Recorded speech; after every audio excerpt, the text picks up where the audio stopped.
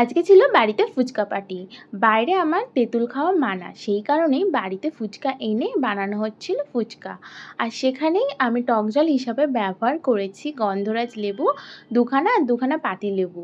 আর বেশি স্বাদের জন্য নিয়ে নিয়েছিলাম জলজিরা, ধনে আর জিরে গুঁড়ো। আর তার সঙ্গে বিট লবণ মিশিয়ে ভালো করে টক জলটা রেডি করে নিয়েছিলাম। আর এদিকে ফুচকার আলু মাখছিল মা। আলুর খোসা ছাড়িয়ে তার সঙ্গে নুন, শুকনো লঙ্কা ডলে ভালো করে সাথে সেদ্ধ মটর, কাঁচা লঙ্কা কুচি, ধনে জিরে গুঁড়ো সমস্ত দিয়ে ঝাল ঝাল করে আলুটা রেডি করে নিয়েছে। এদিকে আমার টক জল আর আলু দুটোই রেডি। মা থালায় ফুচকাগুলো সাজিয়ে দিচ্ছিল প্যাকেট থেকে বার করে। ফুচকাগুলোর মধ্যে টেস্টি টেস্টি আলুর পুর ভরে টক জলে ডুবিয়ে খেয়ে আমার মন তো পুরো তৃপ্তি। কাদের কাদের ফুচকা খেতে ভালো লাগে অবশ্যই কমেন্টে জানিও।